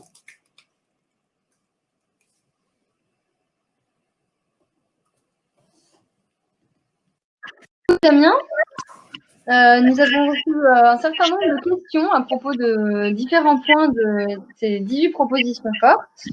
Donc, nous allons te les poser les unes après les autres. Tu veux commencer par la première? Oui, alors, vous dites aussi l'augmentation des taux d'imposition. Donc, Damien, tu dis ça. Mais comment allez-vous financer les projets avec la baisse de la dotation globale de fonctionnement? Alors, en fait, il y a plusieurs éléments et ça a été un peu abordé tout à l'heure d'ailleurs dans la question dans laquelle on a finalement on a que effleuré. Dans les recettes municipales aujourd'hui, l'essentiel des recettes sont liées à l'impôt. Ensuite, on a la dotation globale de fonctionnement et ensuite, on a les prestations de services, c'est-à-dire ce que les gens achètent. Quand vous allez au cinéma, vous prenez un ticket, ça rentre. Quand vous allez à la piscine, vous prenez un ticket. Quand vous faites garder vos enfants à la garderie du soir, vous payez, etc. Donc, ces prestations de services, elles s'additionnent et elles participent au fonctionnement de la collectivité. Donc, il faut avoir un développement de services qui ne soit pas uniquement un développement de services qui repose sur la fiscalité. Parce que si on a un développement qui repose sur la fiscalité, on se met en défaut. Après, la fiscalité, elle a aujourd'hui 3 sources principales. La première, c'est la taxe d'habitation. La deuxième, c'est la taxe foncière. Et la troisième, c'est les droits de mutation. La taxe d'habitation, à moyen terme, elle sera remplacée par une dotation globale de fonctionnement. La taxe d'habitation, elle va demeurer, puis les droits de mutation vont demeurer. Ça veut dire que si on souhaite, sans augmenter les impôts, avoir des ressources qui augmentent, le seul qui peut augmenter, c'est le droit de mutation. C'est l'attractivité de la collectivité, de la commune, qui permet une rotation, notamment des logements, avec des gens qui achètent, des gens qui vendent, qui fait qu'on enrichit la collectivité par les droits qui sont payés, ce qu'on appelle classiquement les frais de notaire. Donc, en fait, on ne peut pas dissocier demain, et je pense que tous les maires seront confrontés à cette difficulté, et encore plus ceux qui prennent l'engagement de ne pas augmenter les impôts, on ne peut pas dissocier l'attractivité de la commune et la capacité financière via l'impôt. Après, il y a comment est-ce qu'on organise les services, quel tarif on met, comment est-ce qu'on trouve le bon curseur entre un tarif qui soit à la fois attractif pour une participation pleine et entière, et en même temps, un tarif qui soit, j'allais dire, au juste prix. Et c'est vraiment un élément important. Après, on parle des recettes, mais il y a aussi des dépenses. Et sur la partie dépenses, on a évidemment les renégociations de contrats qu'on a pu avoir, on a évidemment la gestion de notre masse salariale, on a évidemment l'organisation efficiente de nos services. Et donc, là-dessus, on a des marges de manœuvre. Je vais prendre un exemple, on a dans notre projet la volonté de rénover, de construire, rénover, on verra jusqu'où on va, mais en tout cas d'avoir un centre technique municipal qui soit celui qui puisse s'installer sur Écully au cœur des cerisiers. Un tenant, on a des locaux qui sont existants aujourd'hui, qui malheureusement contiennent de l'amiante. Et donc, il faut avoir un projet de réhabilitation ou de reconstruction sur cet espace. Ça nous permettra une économie de 70 000 € de loyer par an aujourd'hui, sur des locaux qui se trouvent à Dardy, chemin Moulin-Caron, et de les remettre dans le pot commun du fonctionnement. Ça nous permettra également d'économiser énormément de temps de déplacement, du temps d'agent, de l'essence, etc. Puisque le temps qu'ils se déplacent, si aujourd'hui, entre chemin Moulin-Caron et centre sportif et de loisirs, il y a un temps de trajet. Demain, j'allais dire, il y a quasiment plus de distance. Donc, c'est des actions comme ça qui nous permettent aussi d'être efficaces sur la gestion de la dépense que l'on a. Et c'est important, je pense, j'allais dire, ce qui m'intéresse dans la réponse, c'est la philosophie. C'est-à-dire que vous comprenez qu'on a cette recherche philosophique de la dépense efficiente. C'est celle que j'ai eue dans le cadre de ce mandat, et c'est celle qui fonctionne, puisqu'elle permet vraiment d'offrir un maximum de services, de durabiliser les choses, tout en ayant un coût qui soit modeste. Si on prend par exemple les crèches, la crèche de la maison de la famille, c'est plus 15% de places en plus sur l'ensemble de la ville. C'est 36 places aujourd'hui, ça en avait 20 précédemment, dont seulement 10 entre midi et 2. Donc on voit qu'on a augmenté la qualité de l'offre de service. Mais en augmentant, on a évidemment embauché 5 personnes. Ça a un coût, c'est incontestable. Mais c'est un service qui nous coûte 30%. C'est-à-dire que quand on regarde le ratio du prix de la place par enfant, du prix berceau par enfant par rapport aux moyennes, la Canol fait des calculs, vous verrez, on est extrêmement compétitif. Et quand on voit qu'on a offert, donc si on reprend que les 16 places, c'est globalement 45-50 familles concernées. On a offert à 50 familles des places de crèche, et tous les ans, on a une rotation, puisque, comme vous le savez, un enfant reste jusqu'aux 3 ans. Donc, globalement, on a 25 familles nouvelles chaque année. Donc, vous mesurez quand même l'enjeu, c'est-à-dire que pour 30% de coûts salariaux en plus, on rend service à 50 familles nouvelles par an. Voilà, moi, ça, c'est ce que j'appelle la bonne dépense publique. Donc, j'ai une deuxième question, Damien, qui concerne la gestion de tout Écully, c'est-à-dire que lorsqu'on a été faire des questionnaires dans les quartiers, on s'est rendu compte que certaines zones d'Écully, les personnes se sentent abandonnées par la mairie en disant « vous venez nous voir au moment des municipales et après, on ne voit plus personne ne s'occupe de nous, notre quartier se désagrège petit à petit. Est-ce que tu vas eh bien, faire quelque chose, une action en direction de ces quartiers? Alors oui, oui, dans le sens où, et j'allais dire, et je l'ai déjà fait. Oui, parce que, encore une fois, moi, je souhaite faire communauté. Et faire communauté, c'est, il n'y a personne sur le bord du chemin. Moi, je me suis engagé, je suis administrateur au centre social, dans cette optique-là. Pour autant, je considère qu'il y a un moment donné où, si on veut faire communauté, il faut arrêter de faire de la ségrégation. Donc oui, on n'a pas... c'est peut-être quelque chose qui a été difficile à comprendre, qui a peut-être même choqué. La décision qu'on avait prise, par exemple, de ne pas faire de meeting aux sources. Pourquoi? Parce que pour moi, les habitants des sources, c'est des éculois. J'ai pas de raison particulière d'aller en bas de chez eux, sinon il faut que j'aille dans tous les quartiers. Donc soit on faisait le choix d'aller dans tous les quartiers, et à ce moment-là, on avait un manque d'équipement, soit on faisait une réunion pour l'ensemble des éculois. Et donc, pour moi, ça doit passer dans tous les actes du développement de la politique municipale. Moi, je suis très choqué qu'on ait une politique 4 fleurs qui ne se déploie pas au Pérolier et qui se déploie encore moins rue Marieton. Bah pour moi, demain, si je suis maire, je peux vous dire qu'il y aura des fleurs dans l'ensemble du territoire communal. Parce que c'est pas normal qu'on ait des citoyens qui peuvent apparaître de seconde zone et des citoyens de première zone. Si on fait ça, on ne fait pas communauté. Si on fait ça, on n'est pas dans une unité.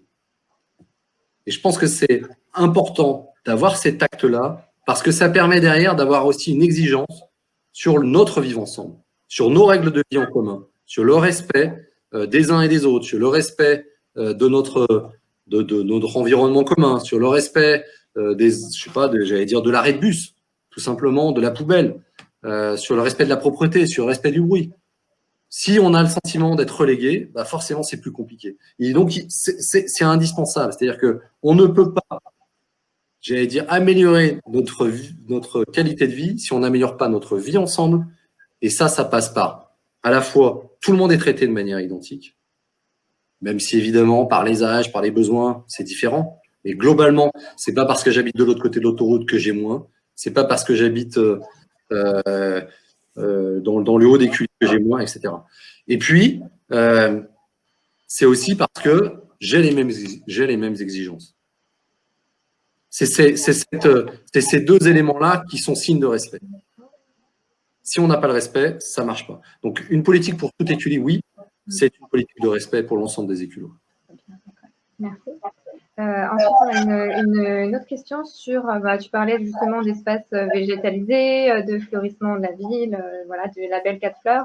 En ce qui concerne donc ce sujet-là, sera-t-il repensé en termes d'espaces, comment ce sera repensé tous ces espaces végétalisés? Donc, on a compris sur tous les quartiers, mais aussi est-ce qu'on va intégrer la dimension écologique à la nouvelle végétalisation et puis aussi celle existante. C'est-à-dire, je complète, ce serait par un choix de plantes, par exemple, qui sont plus économes en eau, ou par un choix aussi d'annuels plutôt que de sans arrêt, de vivaces plutôt que d'avoir toujours des annuels. Et il y avait une autre question aussi là-dessus, c'était est-ce que la mairie peut influer sur l'implantation de fermes urbaines ou d'une production très locale en lien avec les autres communes? Alors, je vais d'abord évidemment répondre sur la première, sur les espaces verts. Et j'allais dire, Tiffaine a un peu donné la réponse dans la question. C'est évident, parce que nous portons évidemment ce projet ensemble. Oui, on doit garder des espaces verts. Oui, on doit garder une ville verdoyante. Mais on peut aussi passer sur plus d'espèces pérennes, moins d'espèces consommatrices en eau, plus d'espèces mellifères, plus d'espèces j'allais dire, fruitières. Il faut qu'on repense la gestion de nos espaces verts. Et j'allais dire, cette période, je pense qu'on l'a tous pu, enfin, en tout cas pour ceux qui se sont un peu baladés dans la nature ou dans leur jardin pendant la période de Covid, on a tous pu mesurer quelque part l'impact de nos activités sur notre environnement. Je ne parle pas de la fonte des glaciers ou de ce qui se passe au pôle Nord. Non, je parle ici à Écully, sur combien d'oiseaux divers j'ai pu voir, sur combien de papillons différents j'ai pu revoir. Cette réalité-là, elle est liée à la manière dont on se comporte. Et donc, il faut favoriser cette biodiversité. Et pour favoriser cette biodiversité, il faut des espaces qui soient laissés à cette biodiversité. Moi, je suis pour qu'on ait des morceaux de notre parc, si on prend par exemple le parc du Vivier, on ait des morceaux qui soient laissés à la biodiversité, pour que les espaces animaux, les espaces végétaux, les insectes puissent se développer et quelque part repeupler les zones dont on les a chassés. C'est aussi important d'avoir des espèces mellifères. Il y a un vrai enjeu sur les pollinisateurs en France aujourd'hui, et donc c'est important que, à notre niveau, en tant que collectivité, on prenne des engagements forts pour renforcer cette biodiversité, parce que ce qui, moi, me laisse plein d'espérance, c'est que finalement, la nature revient. On a arrêté pendant 3 mois notre activité et la nature est revenue. Et donc, moi, je reste convaincu qu'en ayant des espaces, des poumons dans lesquels la biodiversité, j'allais dire, se régénère, et ben, même si derrière, on a des espaces qui sont plus urbains, plus d'activité, et ben, on peut régénérer notre environnement en permanence. Mais il faut avoir ces corridors, ces lieux d'espace sécurisés. Donc oui, bien sûr. La deuxième partie de la question, c'était sur la ferme à voir. Donc, une ferme urbaine, ouais, un peu. Urbaine. Alors, il y a plusieurs niveaux de ferme urbaine. Enfin, ça, je le dis avec la casquette du professionnel.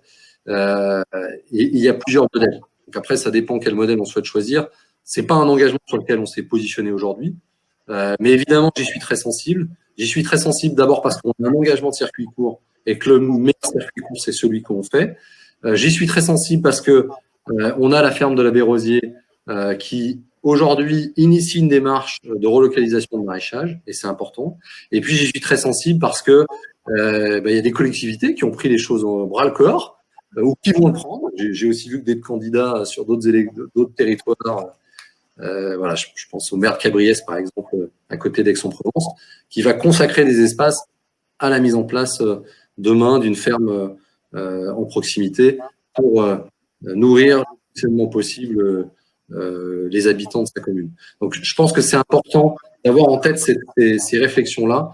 Et j'allais dire, je ne prends pas d'engagement parce que ce n'est pas un projet qu'on a travaillé. Et moi, je ne prends pas d'engagement en l'air. Mais la volonté et l'envie, je pense, elle est là, elle est forte chez moi. Et je pense qu'elle est extrêmement partagée dans l'équipe. Donc, je suis certain qu'on avancera beaucoup sur ce sujet. Merci.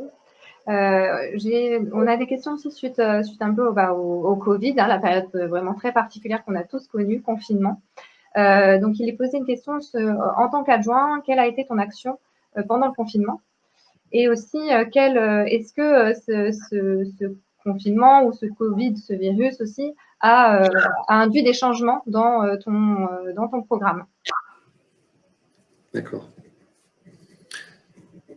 Alors, oui, le Covid a évidemment impacté nos fonctions d'adjoint parce qu'il fallait être en proximité avec notre population. Être en proximité avec notre population, c'était d'abord répondre aux besoins des soignants. Voilà, alors on n'avait pas de crèche municipale ouverte pour les soignants puisque la crèche qui était réquisitionnée par la préfecture était celle du Val d'Ouest. Mais en revanche, moi, j'ai œuvré à l'ouverture du centre de loisirs le mercredi pour les enfants de soignants. Donc ça, c'est un élément important parce que ça a permis aux soignants d'être sereins avec un centre de loisirs qui a appliqué les protocoles dès le départ et ce qui nous a permis, dès le 22 mai, de réouvrir pour l'ensemble de la population éculoise avec des dispositifs extrêmement bien sécurisés. La deuxième chose, c'était sur les familles, puisque on a beaucoup travaillé à la réouverture de la crèche. Les crèches d'Écully, les crèches municipales ont été réouvertes dès le 11 mai et la crèche du Petit Pommier, donc la crèche associative, a été réouverte dès le 12 mai. Voilà, donc dès que le déconfinement a été autorisé, nous avons réouvert nos services pour permettre une reprise de l'activité normale pour le plus grand nombre. Sur la partie sportive, j'ai été en lien avec quasiment, alors je dis quasiment parce que j'ai pas réussi à tous les joindre, quasiment l'ensemble des présidents d'associations pour mesurer avec eux l'impact, pour accompagner, pour comprendre véritablement les risques pour leur structure, mais aussi pour réfléchir à la relance d'activité avec un gros travail qui a été mené sur les dernières semaines, sur la réouverture progressive d'un certain nombre d'activités, avec la volonté d'avoir une application d'un protocole sanitaire qui soit très fort.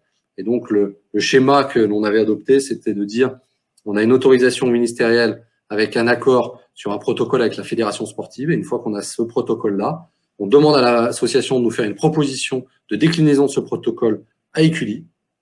On relisait ce protocole, comment il s'applique, est-ce que finalement il y a des zones qui nous paraissent à risque. Si on avait des compléments de demande à faire à l'association, on demandait des compléments d'information ou d'action. Et une fois que le protocole était validé, on réouvrait l'activité. Ça nous a permis de réouvrir assez vite un certain nombre d'activités. Et on voit que là, progressivement, on est en train de réouvrir l'ensemble des structures pour le plus grand plaisir des uns et des autres. Et c'est vrai que ce travail de proximité et d'efficacité nous a permis d'être dans les premières communes à réouvrir des activités sportives. Voilà, donc des échanges réguliers indispensables. Et puis, le dernier point, c'est un point qui peut paraître plus anodin, mais qui en même temps est important. Le report des élections municipales avait reporté l'aspect budgétaire du budget 2020. Sachez que la ville d'Écully n'a pas encore voté son budget 2020, puisque en fait une collectivité a jusqu'au 31 mars de l'année pour voter le budget. Donc le report des élections permet un vote, je crois, jusqu'au 1er avril, enfin jusqu'au 1er mai, pardon. Donc on a tout le mois d'avril pour voter le budget. Et donc avec le Covid, ça peut plus être fait. Moi, j'avais été un de ceux qui avait poussé auprès dans la majorité à ce que on puisse avoir un conseil municipal qui se tienne et dont la date avait été fixée au 11 juin, je crois, de mémoire. Et en fait, le conseil n'a pas pu avoir lieu puisque le maire n'a pas souhaité que le conseil se réunisse, considérant que c'est à la nouvelle majorité de voter ce budget qui est le premier budget de la majorité, de la nouvelle majorité. Ce qui s'entend, mais ce qui, à mon avis, avec le Covid qui décale tout, on va dire jusqu'à juillet, montre que finalement c'est peut-être pas forcément une approche qui était sereine. Et donc j'ai beaucoup échangé avec les associations qui ont des subventions et notamment quand elles sont importantes pour qu'elles n'aient pas de problème de trésorerie et qu'elles ne soient pas mises en difficulté parce que leur action est nécessaire à notre territoire. Donc, nous allons être obligés de conclure assez rapidement puisqu'on avait dit qu'on terminerait à 21h45. Mais on voulait quand même te poser une dernière question, un petit peu plus touchy, on va dire. C'était sur quelle sera ton attitude et puis l'attitude de la liste en général si les élections sont gagnées avec une éventuelle opposition. Est-ce que ce sera dans une visée constructive, pragmatique ou dans une opposition totale? Alors, je répondrai en m'appuyant sur les propos de Jean-Christophe Ramontin tout à l'heure. L'idée, c'est d'aller chercher les talents où ils se trouvent et les bonnes idées où elles se trouvent. Donc, moi, j'ai pas de vision sectariste. Et je pense d'ailleurs que les élus qui ont été dans ma commission sont ceux qui ont été le plus informés. Je dis pas que les autres commissions ont mal fait leur travail, mais en tout cas, je sais que les élus de l'opposition que j'ai aujourd'hui, dans la commission famille et sport que j'ai présidée, ont extrêmement apprécié les échanges que l'on a pu avoir. Donc, voilà, je sais que c'est, en tout cas, dans cet esprit que je continuerai parce que l'opposition, elle représente aussi, elle a une légitimité à être là. Voilà, même si le scrutin municipal est un scrutin qui par sa mécanique, vous savez que celui qui gagne l'élection, même s'il gagne à 5 voix, il prend 50% des sièges et après les 50% qui restent sont répartis à la proportionnelle entre toutes les listes, dont la liste qui a gagné. Donc globalement, vous êtes sûr de faire plus de 75% des voix pour la liste majoritaire. Vous voyez bien que cette large majorité acquise, quoi qu'il advienne, elle mérite d'être, comment dire, elle crée cette possibilité de dialogue. C'est-à-dire que il faut le voir dans l'autre sens. C'est-à-dire qu'on dit souvent les communes c'est autocratique parce qu'il y a une telle majorité qu'on n'en a rien à foutre des minorités. Moi, je trouve que c'est l'inverse. C'est justement parce que on a la sécurité de la décision que l'on peut prendre le risque d'échanger. J'allais dire, c'est beaucoup plus intéressant et beaucoup plus facile parce que si jamais on va dire les propositions qui sont faites par les autres membres du conseil municipal ne correspondent pas à ce qu'on attend, la majorité est là. Mais en revanche, si on est capable de se réunir, on fait unité. Et encore une fois, il faut faire unité pour reconstruire cette confiance avec le concitoyen. Et c'est vraiment dans cette lignée-là que je m'engage et que j'espère pouvoir servir Écully demain. Un grand merci, Damien. Donc, on remercie encore Jean-Christophe Ramontin qui est parti maintenant. Merci à tous ceux qui ont écouté cette conférence. Alors, nous avons eu un petit problème technique, c'est que nous nous sommes rendus compte que les questions du chat n'arrivaient pas forcément très bien. Donc, nous sommes vraiment désolés s'il y en avait qui avaient certaines questions très importantes, parce qu'on n'a pas forcément pu les traiter. Alors, vous pouvez tout à fait écrire à contact@eculinaturellement.fr. Vous retrouverez ça sur le site et vous aurez à ce moment-là des réponses personnalisées. Donc, n'hésitez pas à continuer les questions. Et ensuite, donc, nous donnerons la parole à Damien qui va donner le mot de la fin. Voilà, simplement. Voilà. Merci beaucoup. Merci à tous. Oui, je vais faire vite et pas forcément en étant sur l'ensemble du discours que j'avais écrit, mais pour vous dire que la reconstruction de cette confiance du concitoyen que nous sommes avec l'action publique et d'une certaine façon avec les élus derrière, pour moi, c'est ce qui fait le sens de mon engagement. C'est pour ça qu'entre ces deux tours, nous avons souhaité rester nous-mêmes et rester fidèles à nos valeurs. C'est aussi pour ça que j'ai souhaité associer Jean-Christophe Fromentin aujourd'hui, et je l'en remercie parce que ça permet que vous compreniez un peu la philosophie dans laquelle je m'inscris et l'ensemble de la liste, puisque c'est des échanges que j'ai eus avec évidemment les colistiers, nous nous inscrivons. Je dirais en deuxième que cette confiance, elle ne se bâtit pas sur du vent, elle se bâtit sur des actes, sur des actions menées et réalisées. C'est ce que j'ai voulu faire dans le cadre de ce mandat. Je vous le dis tout net, si j'avais un bilan qui était égal à 0, je ne me présenterais pas. C'est parce que j'ai un bilan et que, fort de ce bilan, je considère que je suis légitime pour me présenter devant vous.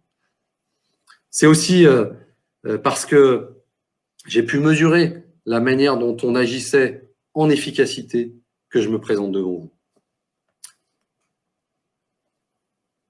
Oui, l'action que j'ai pu mener doit nous inspirer pour assurer le renouveau des Cully. En développant une ville attentive à l'ensemble des familles et des seniors, en protégeant notre cadre de vie, notre environnement, notre sécurité, et en agissant pour un dynamisme économique pourvoyeur d'emplois. Ce sont ces trois axes forts qui sous-tendent l'ensemble de notre démarche. Avec un bon score de 28% au premier tour, vous nous avez accordé votre confiance. Nous, le parti issu de rien, j'allais dire le parti, c'est pas le bon terme, mais nous qui sommes issus de rien. Aujourd'hui, notre responsabilité, elle est grande. Vous avez été un certain nombre à croire en notre projet, et je pense que vous êtes de plus en plus à croire en notre projet. Donc, on souhaite le porter le plus loin possible, et on compte sur vous pour relayer l'intérêt de notre démarche d'Écully naturellement, de voter pour nous et de faire voter pour nous. Vous pouvez compter sur notre entière mobilisation pour faire gagner Écully. Vous pouvez compter sur notre unique motivation éculloise. Et je pense que c'est aussi une vraie différence. On me questionne souvent sur qu'est-ce qui fait que c'est différent. C'est pour ça qu'on a souhaité réaliser le quiz pour essayer d'éclairer les Écullois. Et je pense que vous aurez compris à l'aune de cette soirée que les deux principaux candidats, qui potentiellement sont ceux qui ont plus de chances d'être maire demain, eh ben on est sur deux projets différents. Un projet issu de parti, dont la légitimité est issue d'un accord et pas du travail. Et puis une autre candidature qui est issue d'un travail de rassemblement de concitoyens qui ont chevillé au corps l'engagement de l'action. Et donc c'est cet engagement de l'action qui, pour nous, est celle qui fera gagner notre ville, qui fera gagner Écully. Pour faire gagner Écully, votez Écully naturellement.